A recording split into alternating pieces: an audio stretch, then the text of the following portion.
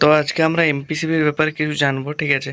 এই নিচে যে তিনটে টার্মিনাল দেখতে পাচ্ছ এবং উপর যে তিনটে টার্মিনাল দেখতে পাচ্ছ, এটি ইনপুট আউটপুট, যেটা যেমন তুমি ইউজ করতে পারো, ঠিক আছে।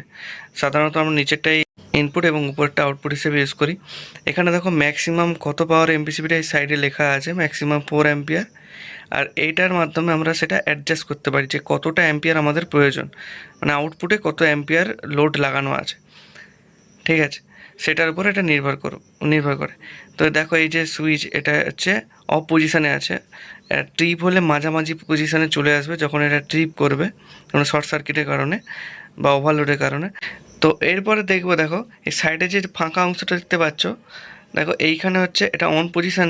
যখন সাপ্লাই দেওয়া থাকবে, আমরা এটা ঠিকঠাক কাজ করছে নাকি এটার মাধ্যমে টেস্ট করতে পারবো যে ট্রিপ হচ্ছে নাকি ঠিকঠাক, ঠিক আছে।